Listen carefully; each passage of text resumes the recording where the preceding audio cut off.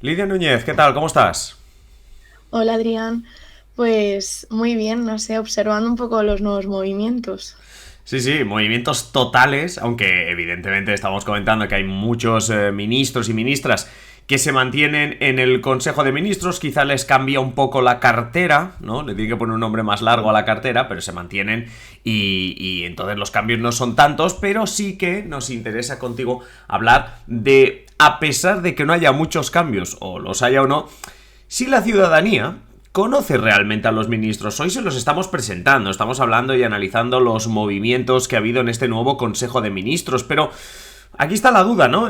¿Cómo valoran a los ministros? Pero sobre todo lo más importante es si los conocen. Y lo que vamos a hacer es coger como ejemplo la legislatura anterior, porque evidentemente no tenemos datos ni ninguna encuesta que haya preguntado todavía sobre los ministros que acaban de ser nombrados esta misma semana. Pero cuéntanos, Lidia, por ejemplo, cuando en 2019, bueno, 2020, cuando se acabó de formar el gobierno, inicios de 2020, y llegaron los nuevos ministros de Pedro Sánchez, ¿hasta qué punto eran desconocidos?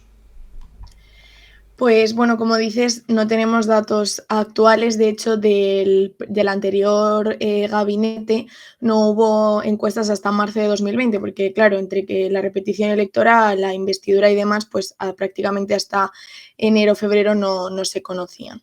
Pero bueno, entonces, ¿quién era el ministro más conocido y el más desconocido? Bueno, pues el más conocido era Pablo Iglesias, como resulta muy evidente, al que conocía el 90% de los encuestados, que todavía me parece hasta poco, ¿no? Que ya lleva muchos años en política, pero bueno, pues era el líder de un partido, igual que ocurría con Alberto Garzón, que era el segundo ministro más conocido, pues también líder de Izquierda Unida, al que conocían el 80% de los encuestados. Y la tercera más conocida pues era Irene Montero, número 2 de Podemos, que al final pues también estaba bastante en la agenda, pero yo creo que en ese momento todavía no se esperaba lo mucho más conocida o mediática que iba a acabar siendo. Otros que quizás no son tan mediáticos, pues Marlaska ya sonaba mucho en este momento. Y el otro nombre que sí que era conocido para los encuestados era Pedro Duque. Quizá más por astronauta que por ministro, pero bueno, era conocido en este momento. De otro lado, pues la más desconocida era Carolina Darias, a la que no conocía el 76% de los encuestados, o sea, apenas. Y bueno, era la entonces ministra de Política Territorial y ella pues venía más del plano regional, donde había sido pues presidenta del Parlamento Canario y consejera de este gobierno. O sea que realmente sí que había tenido cargos, pero aún así pues no era del todo conocida. Os he contado un poco los dos extremos, los más conocidos y los menos, pero bueno, también me he encontrado datos curiosos, como por ejemplo, pues que Yolanda Díaz en ese momento, en 2020, pues el 67% de los encuestados no la conocía, que es más de la mitad. Luego ya más adelante vamos a ir con datos más actuales, pero os adelanto que ya en octubre de 2023 pues Yolanda Díaz evidentemente era muy conocida, donde el 97% decía sí conocerla. Claramente después de una campaña, haber sido la líder de un partido, pues ya nos suena mucho más, pero empezó como una ministra no demasiado mediática. Y otro muy poco conocido pues era Juan Carlos Campo, que yo creo que aún así sigue siendo un nombre poco no muy habitual, que fue entonces ministro de Justicia, y tampoco era muy conocido en 2020 Escrivá, al que solo el 30% de la gente conocía, pero que ahora en 2023 este porcentaje aumenta al 60%. Yo no sé si se le conoce por ser el ministro de Seguridad Social o por el vídeo del vaso, pero la cuestión es que en 3 años Escrivá se ha hecho mucho más popular. Ojo con Escrivá, que en su toma de posesión, en su discurso de retoma de posesión de ministro, se puso un vaso de agua y la gente aplaudió. Es decir, creo que es de esas pocas personalidades a las que les aplauden incluso cuando se pone un vaso de agua. O sea, porque esta vez consiguió ponerlo en el lugar adecuado. Oye, pero otros datos me sorprende muchísimo. Bueno, me sorprende. Es increíble lo de Yolanda Díaz, ¿eh? 1 de cada 3 españoles la conocía cuando era vicepresidenta, cuando empezó siendo vicepresidenta, hasta que la totalidad de los españoles la conocen a día de hoy, como es evidentemente lógico.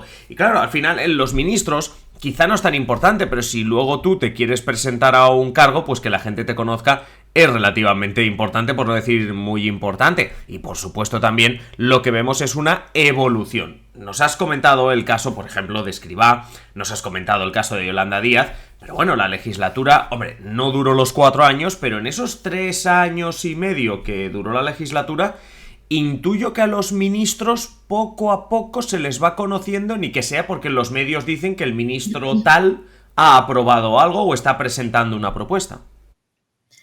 Pues efectivamente, según avanzaba esta legislatura, pues aumentaba también la popularidad, ya fuese buena o mala, de los distintos ministros y ministras.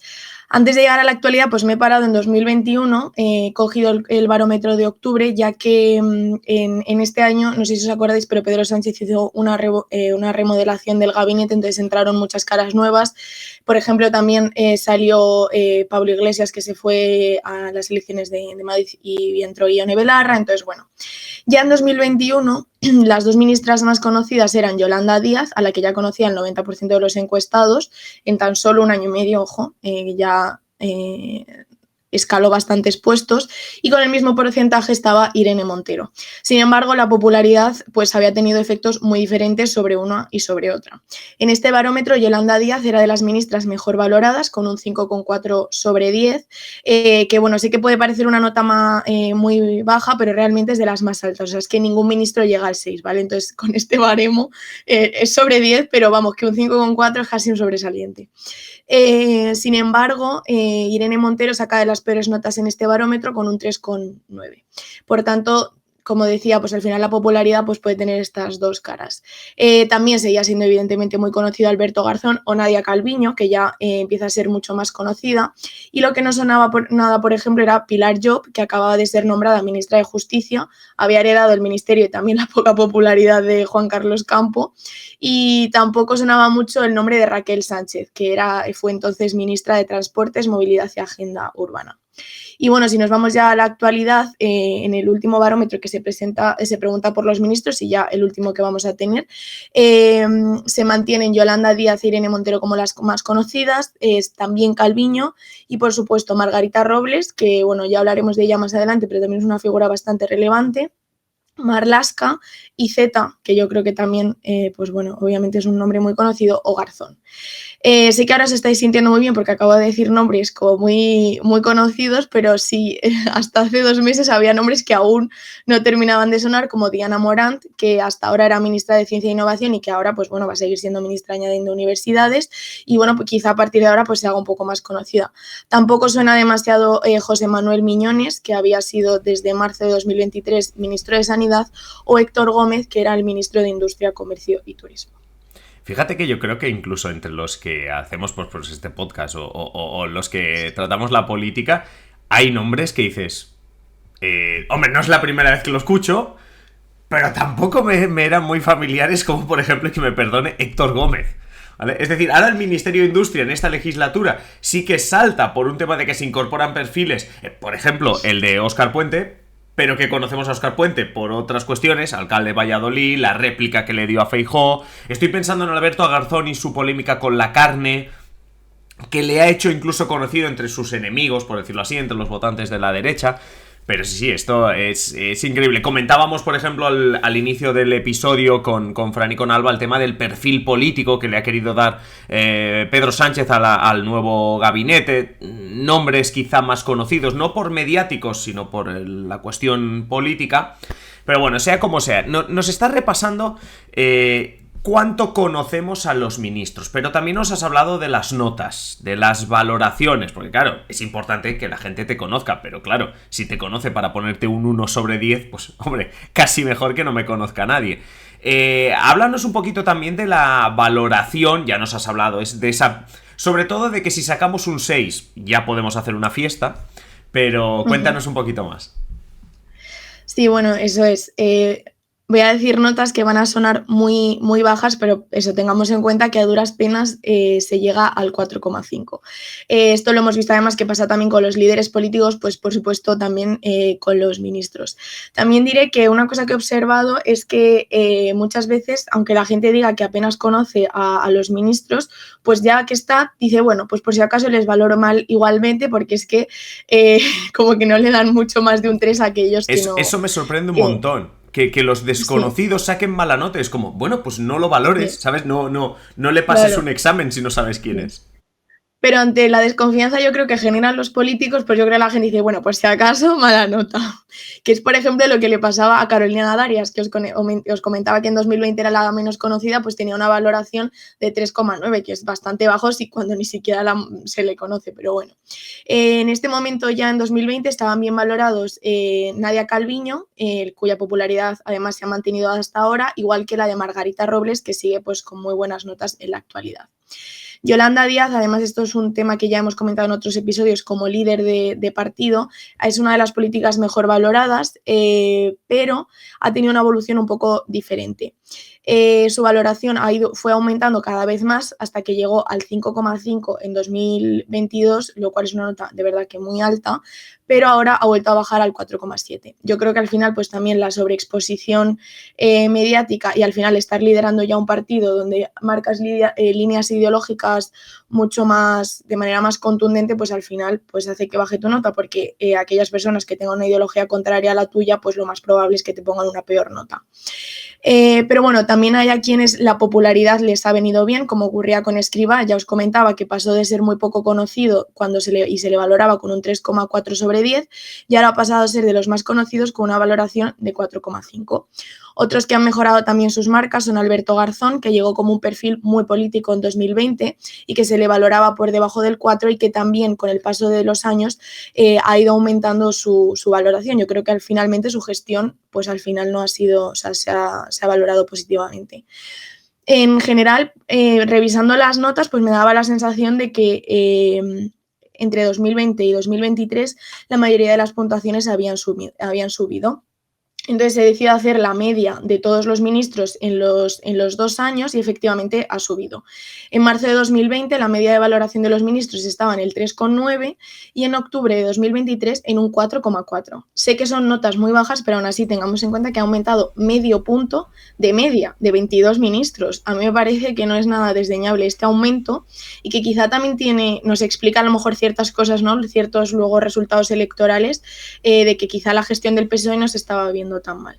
Cada vez que hablas de notas bajas y de que tengamos en cuenta que un 5,5 es una gran nota, es que me estás recordando mi papel como profesor exigente, ¿eh? O sea, esto de vas a pasar el examen, si sacas un 5,5 yo creo que ya te puedes dar con un canto en los dientes, ¿no? Pero, oye, realmente es interesante sobre todo esta última cuestión que comentabas, ¿no? Como todos los ministros, el Consejo de Ministros ha mejorado su valoración, es decir, que en principio los españoles piensan que el gobierno lo ha hecho bien. Estamos, evidentemente, la pregunta no es esa, pero se podría decir así.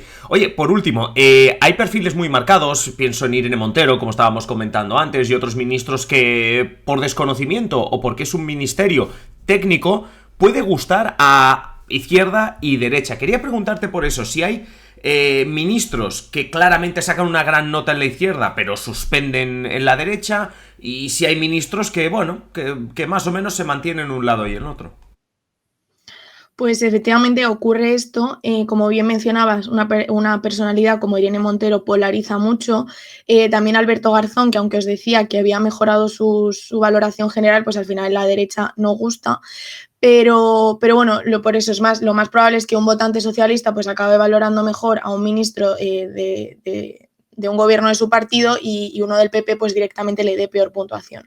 Pero la cosa es que sí que hay un poco ministros que se llama un poco ambivalentes, ¿no? Que gustan en ambas partes. Y hablo de ministras, porque estas ministras que generan buenas puntuaciones a ambos lados del espectro son Nadia Calviño y Margarita Robles. Nadia Calviño en el PP le dan casi un 4 y en el PSOE alcanza el 7. Sé que un 4 puede parecer poco, pero que lo normal es que por lo que estaba mirando, en el PP le dan al resto de ministros como un 2. Entonces es que es prácticamente el doble, lo cual es bastante. Así que Calviño no queda nada mal. Pero es que la más ambivalente todavía es Margarita Robles, que en el PP alcanza un 4,8. Que es que esto no es ni la media que alcanzan muchos ministros a nivel general. Y en el PSOE, por ejemplo, tiene un 6,9. O sea, es que la diferencia entre uno y otro pues no es demasiado grande. Y claro, tiene bastante sentido. Bien valorada en el PP, no tan bien valorada en el PSOE, porque hay otros perfiles más marcados de izquierdas que sí que alcanzan el 8 entre los votantes del PSOE. Y sobre todo también yo creo que juega un poco el ministerio. Margarita Robles es ministra de Defensa y normalmente tiende a ser un ministerio mejor valorado por la derecha, o digamos es una materia política mejor valorada por la derecha. Nadia Calviño al final es economía, y Nadia Calviño viene de las instituciones europeas, no es un perfil de izquierdas, no un perfil tan político que puede asustar a la derecha. Entonces, bueno, al final vemos eso. Vamos, mejor no preguntar por las notas de algunos de marcado perfil de izquierdas, porque seguramente negativos no se pueden poner, pero a más de uno del PP le hubiese gustado. Sí, he visto algún 1, algo. O sea, sí. Sí, sí. Eso es como para no deprimir a nadie. Si nos está escuchando, mejor que no lo digamos, que seguro que alguno ya sabe cuáles son las valoraciones. Sea como sea, súper interesante y hasta divertido ver estas notas y estas anécdotas sobre el grado de conocimiento que tenemos de los ministros. Y como siempre, Lidia, deseando que llegue ya el próximo episodio y volverte a escuchar. Yo encantada, a ver si ya pronto tenemos datos sobre los nuevos ministros. Eso es, muchas gracias, Lidia.